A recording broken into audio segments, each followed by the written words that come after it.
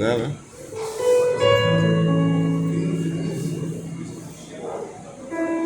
Boa noite, igreja. Nosso Deus visita nosso coração nessa noite, amém?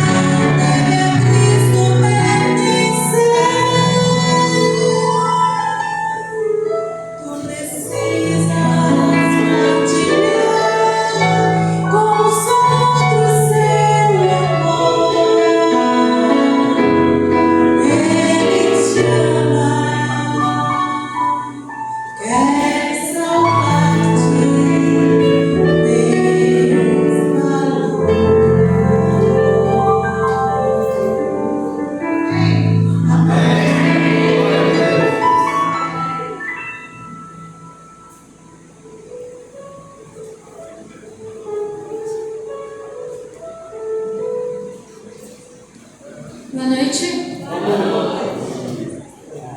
Também desejo louvar o nome do nosso Deus e todos que souberem me ajudar. É o Hino 104, o anelo da minha alma.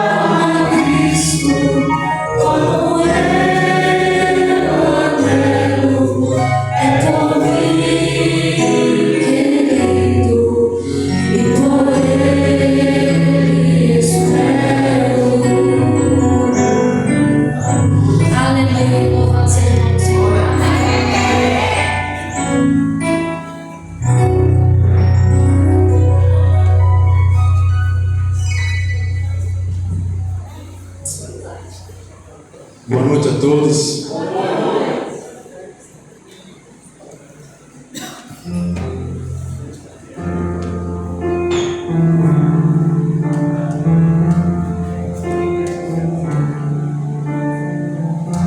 Salmos 112, no versículo 2.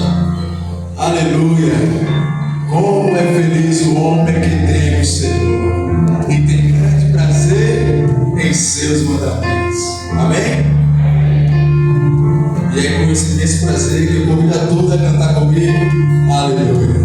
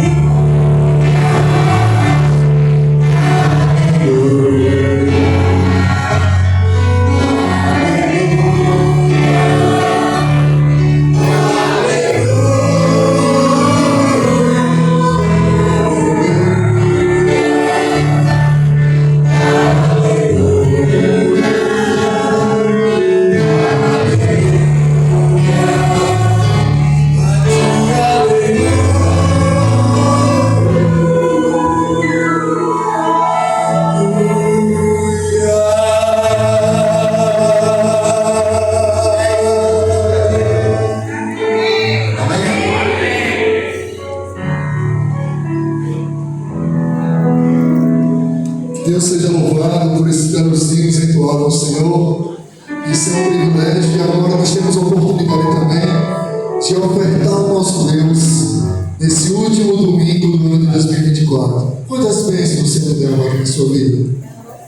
Então, esse momento que nós vamos estar grato a Deus, devolvendo nossas ofertas, dízimos, e essa oferta é para a causa, energia, o bom estar que nós estamos aqui nesse bom lugar, o ar-condicionado ligado, um clima gostoso, maravilhoso. Então, vamos ofertar ao nosso Deus, o dom da vida, da saúde, e o Senhor já até aqui está nos acompanhando. Eu peço os irmãos que abrem seus inários no hino 59, o ofertório. todos nós tenhamos esse privilégio de trazer nossas ofertas de gratidão ao nosso Deus.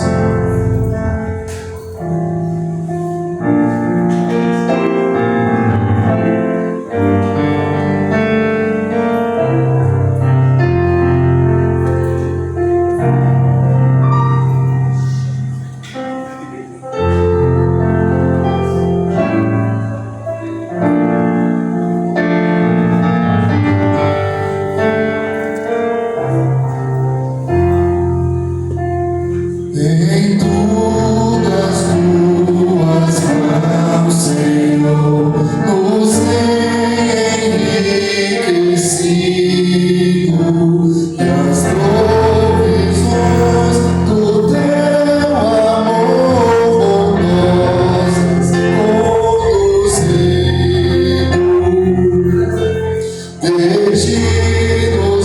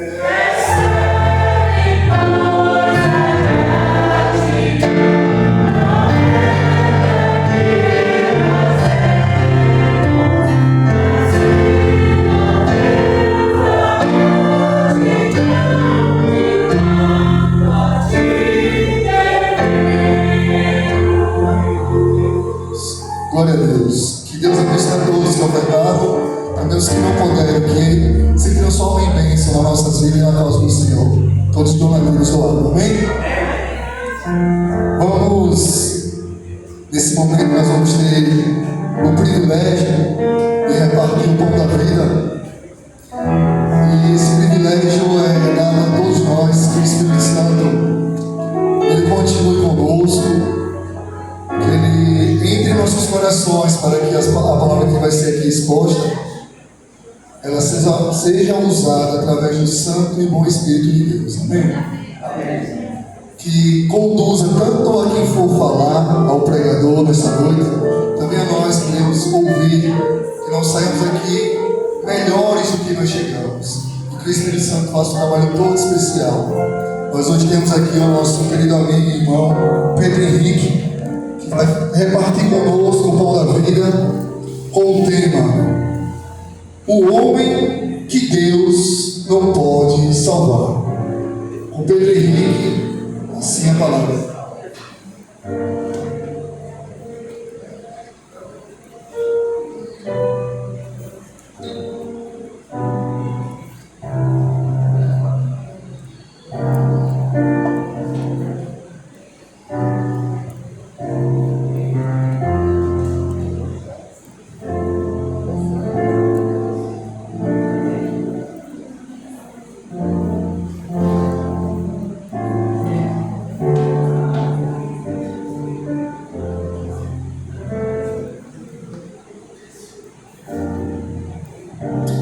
Boa noite, meus irmãos.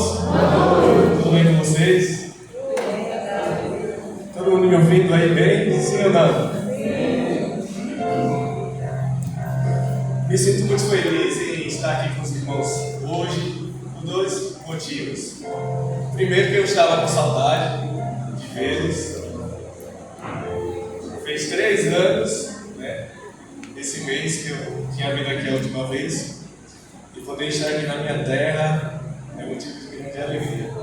O segundo motivo é porque hoje eu tenho o privilégio de partilhar com vocês um pouco do pão da vida.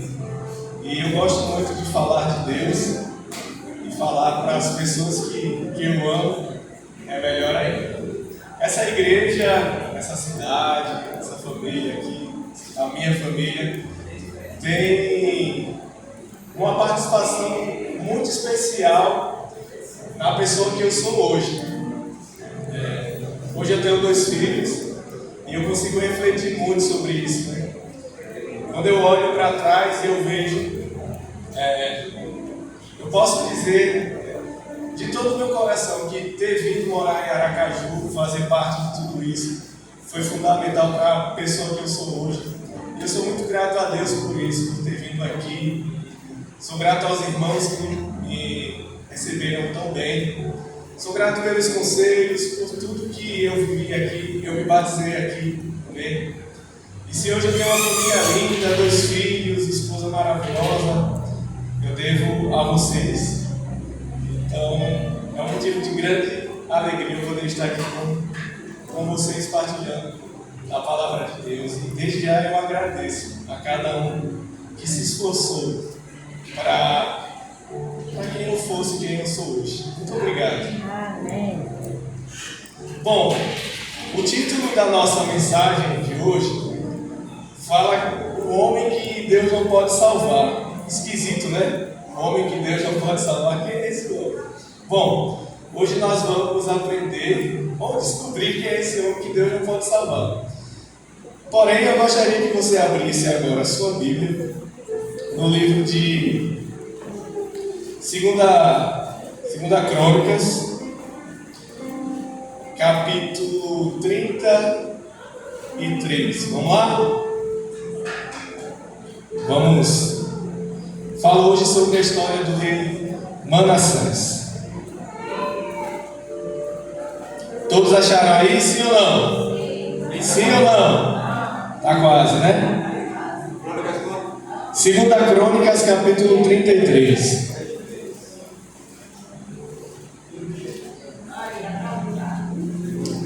Tá aqui já?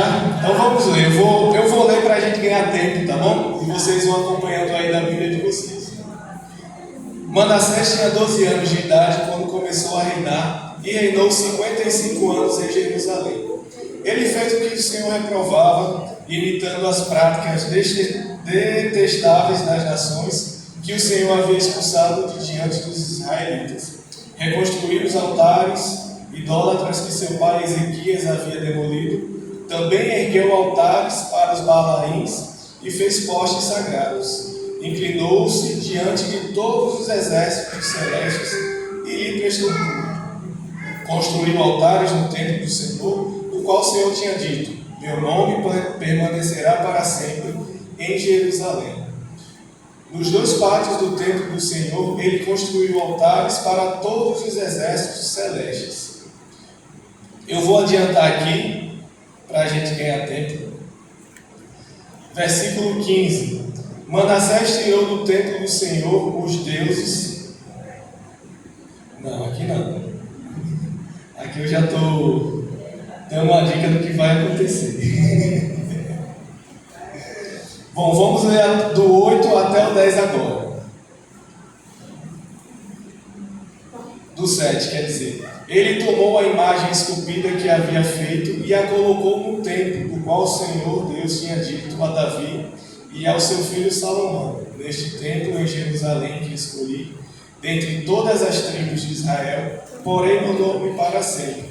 Não farei aos pés dos israelitas deixarem novamente a terra que dei aos seus antepassados, se tão somente tiverem o cuidado de fazer tudo o que lhes ordenei em todas as leis, os decretos e as ordenanças dados por meio de Moisés. Manassés, porém, desencaminhou Judá e o povo de Jerusalém, a ponto de fazerem pior do que as nações que o Senhor havia destruído diante dos israelitas. O Senhor falou a Manassés e ao seu povo, mas não lhe deram atenção. Eu queria que os irmãos prestassem bem atenção no versículo 9 que diz: Manassés, porém, desencaminhou Judá e o povo de Jerusalém, ao ponto de fazerem pior do que as nações que o Senhor havia destruído diante dos israelitas. Bom, vamos aprender que foi um pouco da vida de Manassés. Manassés foi filho do rei Ezequias. O rei Ezequias foi considerado um dos melhores reis. O rei Ezequias, ele promoveu uma grande reforma em Jerusalém. O povo estava todo apostatado. E quando o rei Ezequias começou a reinar, ele juntou os sacerdotes, clamou ao Senhor e fez uma grande reforma espiritual em Jerusalém. Não só reforma espiritual, mas uma reforma política também. Para os irmãos terem ideia, o rei Ezequias, na época em Jerusalém, ele colocou água encanada em Jerusalém. Hoje nós vemos água encanada, é muito comum, né? Mas imagina que mais de 2000 anos atrás, você imaginar que tinha água encanada em Jerusalém, e o rei Ezequias, ele colocou água encanada, a ponto do rei Ezequias ser considerado um dos melhores reis. Bom, o rei Ezequias morreu, Manassés começou a reinar, e Manassés reinou por 55 anos. Foi o rei que mais tempo ficou no trono. Olha que coisa engraçada. Foi o pior rei e foi o rei que mais durou no trono. A gente muitas vezes pode ficar se pensando, como assim? Como Deus deixou um homem que foi tão ruim a ponto de colocar em apostasia todo o povo de Israel, a ponto de o povo de Israel ser considerado pior do que os idólatras que Deus tinha mandado destruir? Vocês já pararam para pensar nisso? A apostasia era tão grande. Vamos imaginar aqui, Deus mandou destruir Sodoma aí. A Bíblia fala que o rei Manassés fez o povo ficar pior do que Sodoma e Gomorra. Já pararam para pensar nisso? Deus mandou que o exército, na época de Josué, mandou que destruísse todo mundo quando eles invadiram Jericó. Porque aquele povo era idólatra, aquele povo era ruim. E Manassés conseguiu deixar o povo de Israel pior do que essa nação. E mesmo assim Deus deixou que o rei Manassés ficasse 55 anos no trono. Como assim? Esquisito, né? Mas nós devemos aprender uma lição dessa história, é que Deus, ele é dono do tempo. E ele sabe de tudo. Bom, eu vou ler para os irmãos algumas coisas ruins que o rei Manassés praticou no seu reinado. Vamos lá. Idolatria. O rei Manassés reconstruiu os altares que o seu pai tinha derrubado. Então era como se o pai dele fizesse tudo que o pai dele fez. Ele olhasse assim, bom, meu pai derrubou os altares, eu vou reconstruir. O rei Manassés prestou culto aos astros, sacrifício humano. O rei Manassés, ele sacrificou o próprio filho em homenagem ao Deus. Não ao Deus verdadeiro, mas ao Deus que ele prestava culto. Feitiçaria e ocultismo, profanação do templo, derramamento de sangue inocente. Se vocês não sabem, foi o rei Manassés que mandou matar o profeta Isaías. Está escrito em 2 Reis, capítulo 21. 2 Reis 21, 16. Mandou derramar sangue inocente. Ele mandou partir Isaías ao meio. Isso também está escrito no livro de Patriarcas e Profetas e Reis. O rei Manassés, ele desviou o povo de Deus. E aí nós podemos dizer sim, Manassés foi eleito o pior rei da Bíblia. E mesmo assim ele durou 55 anos o seu reinado. E eu gostaria de trazer para os irmãos 5 lições dessa história para que nós possamos refletir essa noite. A primeira lição: nunca julgue o livro pela capa. Esses dias aconteceu algo interessante. Não sei se todos viram aqui um vídeo que viralizou de uma mulher que estava sentada na janela do avião e uma mãe estava com a criança e a criança aparentemente queria ficar na janela. Quantos viram esse vídeo? E aí gravaram o vídeo e alguém dizia assim: nossa, que absurdo, a moça não quer deixar o filho da mulher ficar na janela. E o que chamou a atenção foi que a mulher que estava na janela, que não estava deixando, né, a criança ficar lá, ela estava bem calma, enquanto outra pessoa xingava a mulher, falava que ela era sem coração e um monte de coisa. E engraçado que as pessoas começaram agora a meter o pai na mãe da criança, de dizer assim: essa mãe não dá educação para o filho, é por isso que o filho é assim. Nossa, que dó dessa criança ter uma mãe desse tipo, que quer fazer tudo pela criança e não respeita limites. Pois bem, a verdade veio à tona. A pessoa que gravou o vídeo e que estava falando não era a mãe da criança. A mãe da criança estava tentando resolver a situação, para ela estava tudo bem, ela ia tirar o filho da janela, ela reconheceu que o filho não deveria ficar ali e que a moça da janela estava certa. Só que as pessoas começaram a meter o pau na mãe, e foi uma terceira pessoa que filmou e postou. E trazendo para hoje, para essa noite, nós nunca devemos julgar o livro pela capa. No livro de 2 Reis, contando a história No livro de 2 Reis, contando a história de Manassés,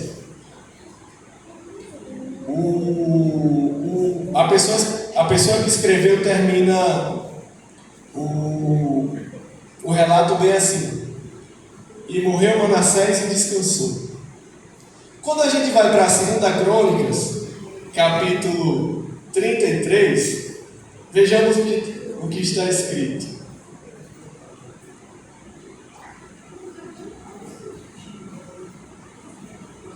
Lá no finalzinho.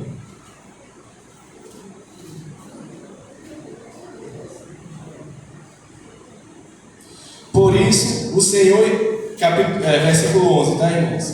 Por isso o Senhor enviou contra eles os comandantes do exército do rei da Síria, os quais prenderam Manassés, colocaram-lhe ganchos no nariz e algemas de bronze e o levaram para a Babilônia. Em sua angústia, ele buscou o favor do Senhor e seu Deus, e humilhou-se muito diante do Deus dos seus antepassados. Quando ele orou, o Senhor ouviu e entendeu o seu pedido, de forma que o trouxe de volta a Jerusalém e ao seu reino. E assim Manassés reconheceu que Deus é o Senhor e seu Deus. Depois disso, ele reconstruiu e aumentou a altura do muro externo da cidade de Davi. Manassés tirou do templo do Senhor os deuses estrangeiros e a imagem que lá havia colocado, restaurou o altar do Senhor e fez uma grande reforma de novo em Jerusalém. Então aqui nós temos dois relatos. No livro de 2 Reis, fala que Manassés foi um rei ruim e morreu. No livro de 2 Crônicas, continua a história dizendo que o rei se arrependeu, voltou para os braços de Deus e Deus o perdoou. Amém, meus queridos? Não devemos julgar um livro pela capa. Quantas vezes nós olhamos para o nosso irmão, vemos ali o irmão com dificuldade de vencer o pecado, lutando, muitas vezes caindo, e a gente fala: esse irmão não merece estar aqui, não merece cantar na igreja, não merece fazer isso, não merece fazer aquilo. Mas só Deus sabe de verdade o que está dentro do seu coração.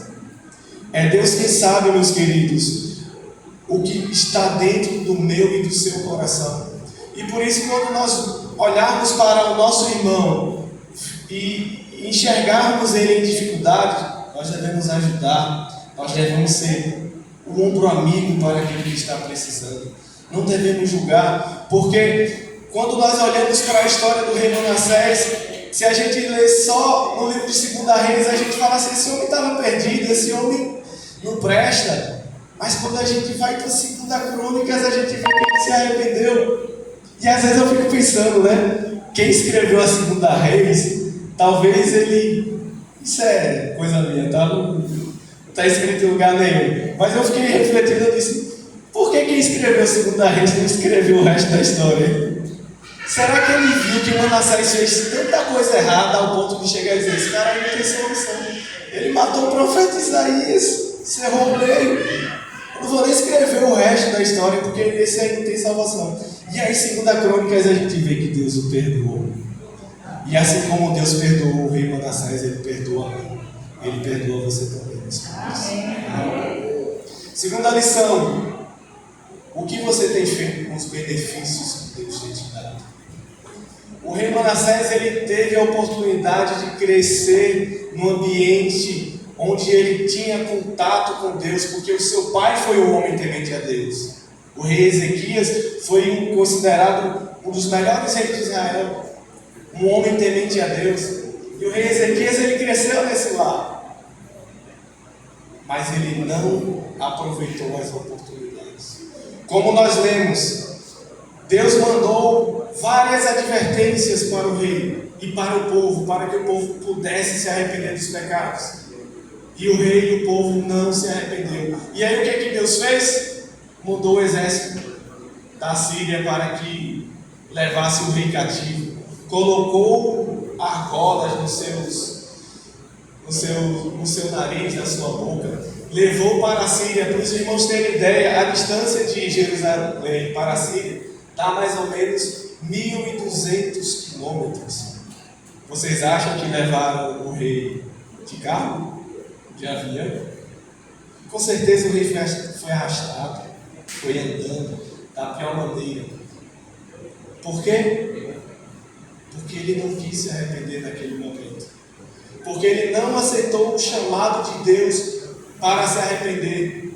E Deus, muitas vezes, meus queridos, Ele vai precisar usar de dor para conosco. Não que Ele se alegre com isso, mas porque nós precisamos. Muitas vezes Deus manda uma advertência, manda duas, manda três, e a gente não se arrepende, a gente não deixa aquele pecado de estimação. E aí Deus precisa usar a força. Deus, Ele não se alegra em ver seus filhos sofrerem. Mas se for preciso fazer o filho sofrer para que ele se arrependa, Deus vai fazer. E que bom por isso, hein? Imagina se Deus não tivesse mandado o castigo para o rei Manassés, que fim ele teria? Morreria com seus pecados na idolatria e não teria salvação. Porém, meus queridos, sábio é aquele que consegue aprender com o erro dos outros. Quando Deus manda advertência para nós, que possamos aprender antes das consequências. Porque quando a consequência vem, ela machuca. E o terceiro ponto é esse que eu quero falar para vocês. Deus perdoa os nossos pecados, mas Ele não pode livrar das nossas consequências. O rei Manassés se arrependeu, porém o seu filho cresceu no lar idólatra e continuou com as práticas do pai. Tanto que não demorou muito tempo, assim que o rei Manassés morreu, o seu filho se tornou rei e rápido mataram ele. Se não me falha a memória, o seu reinado durou 2 anos. Fizeram um motim, mataram, e ele morreu na idolatria. Olha que coisa triste para o pai. Hoje eu sou pai, tenho 2 filhos. E eu não quero nunca, meus queridos, que os meus filhos paguem pelos meus erros. Porém, se eu continuar em pecados, idolatria, longe de Deus, eles correm um grande risco de seguirem as minhas práticas. Isso serve também para quem não é pai, tá? Porque as nossas influências, as nossas atitudes, elas influenciam pessoas. E você muitas vezes pode estar sendo pedra de tropeço para quem está do seu lado por conta das práticas que você tanto demora em se arrepender e escutar a vontade de Deus. É por isso que eu digo essa noite: Deus perdoa o pecado, Deus perdoa o pecador, mas Ele não consegue te livrar das consequências. E é por isso que a Bíblia fala: se hoje ouvires a voz de Deus, não endureceis os vossos corações. Porque Deus pode estar falando com você esta noite. Se você perde a oportunidade, você continua na prática, e aí você vai se afundando na mansão do pecado. pecado e vai se afundando e pode estar contagiando quem está do seu lado e você vai levando outra pessoa com você. E aí quando você tenta voltar, parece que é tarde demais. É por isso que eu peço que você evita isso. Parece, porque não é. Eu sinto que na minha vida, que o objetivo de Satanás e na vida de todo mundo, né? É nos arrastar para a lamação do pecado, nos segurar por um tempo e depois soltar. E depois dizer assim: ei, já era. Você já foi longe demais para poder voltar. Foi isso que ele fez com Judas. Judas tentou se arrepender ali, né? Teve um certo remorso. E depois ele ouviu a vozinha na sua cabeça: você matou o Filho de Deus, irmão. Não tem como, mas o que as pessoas vão pensar de você? O que fulano A, o que fulano B vai dizer? Você fez isso. Não tem jeito. E muitas vezes essas vozes podem vir na nossa mente, né? E a gente tem que dar uma voadora, dar um chute e dizer: não. Deus, Ele perdoa. É Deus quem salva. É Deus quem cura as tuas feridas. E Ele está disposto a te perdoar em qualquer momento. Amém?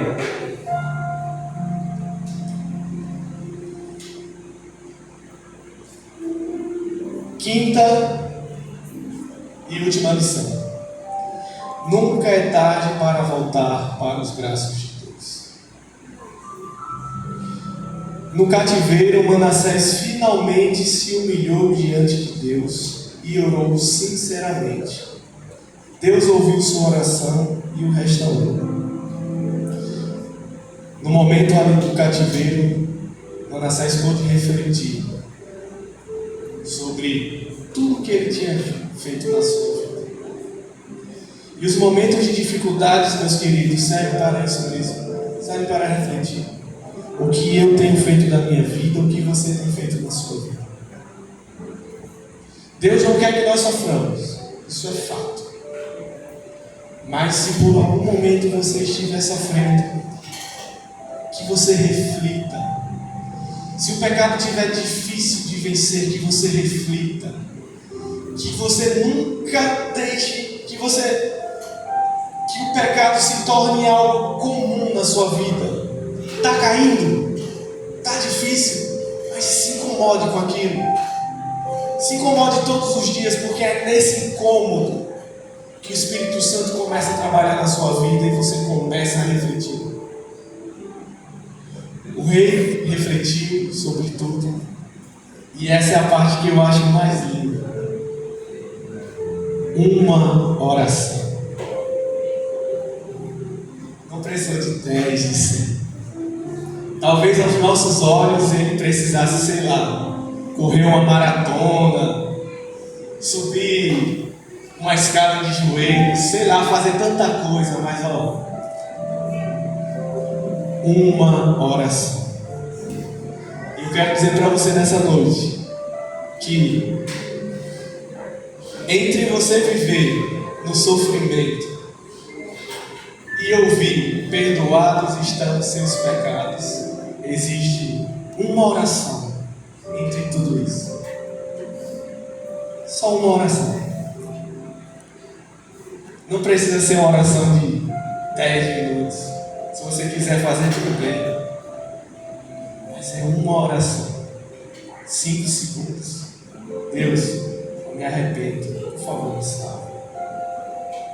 Perdoados estão os teus pecados. Foi isso que Deus disse para o rei Manassés. E é isso que Deus está dizendo para você essa noite. Bom, Deus restituiu o reinado para o rei Manassés. Ele teve a oportunidade de agora fazer tudo diferente. E Moisés descansou no Senhor. A genealogia de Jesus veio do rei Manassés. Você lê a Bíblia, você vai ver lá. Jesus veio do rei Manassés. Isso prova, meus queridos, que o perdão que Deus nos dá é um perdão perfeito. é um perdão que Deus não fica jogando na nossa cara. Você fez isso, fez aquilo. Não, é uma nova vida. É uma nova vida daqui para frente. E se eu pecar de novo? Pede perdão. E se eu pecar de novo? Perdão. De novo. E até quando isso? Não sei. O que eu sei é que todas as vezes que eu tenho dificuldade e eu me sinto mal com os meus pecados, eu olho para a história do rei Manassés e eu vejo o milagre que Deus fez na vida dele. E eu sei que o mesmo milagre ele pode fazer na minha. Amém. Porque o Deus que salvou o rei Manassés continua sendo o mesmo Deus de hoje, meus queridos. E eu sei que aqui nessa igreja não tem ninguém que queimou o filho e eu para dar para outro Deus. Tem ou não? Então, para que temer? Eu sei que o ser humano é ruim, eu sou mau, vocês são maus também. Mas ninguém foi tão longe a ponto de queimar um filho, de pegar essa igreja aqui e colocar toda a idolatria. Não fez. Então não tem por que você se sentir que Deus não pode perdoar o seu pecado. Em hipótese alguma. Só que eu digo para você, o que diferencia a minha vida para a vida de quem não tem perdão ou para a vida do homem que Deus não pode salvar, sabe o que é? O arrependimento. E deixa eu dar uma coisa interessante para vocês. Olha como Deus é maravilhoso. Isso aqui está escrito no livro Caminho a Cristo, da irmã White. O homem não pode por si mesmo arrepender-se de seus pecados, nem mudar o coração. Somente o Espírito Santo de Deus pode produzir no coração a tristeza pelo pecado e o desejo de afastar-se dele. O que eu aprendi com isso? Que mesmo eu não tendo vontade de me arrepender, o Espírito Santo está trabalhando para que eu me arrependa. Então, meus queridos, é uma obra perfeita o plano da redenção. Deus ele fez tudo perfeito para que eu e você alcançássemos a salvação. E Paulo fala lá em Efésios: pois vocês são salvos pela graça, por meio da fé. E isso não vem de vocês, é dom de Deus, não por obras para que ninguém se glorie. Então, meus queridos, Deus ele faz tudo, fez e continua fazendo para que eu e você possamos nos salvar. O que nós precisamos fazer? Arrepender. Todos os dias. Para que nós possamos escutar: teus pecados estão perdoados. Para finalizarmos, Isaías 55. Olha que interessante. Contei a história do rei Manassés, que matou o profeta Isaías. O rei Manassés se arrependeu.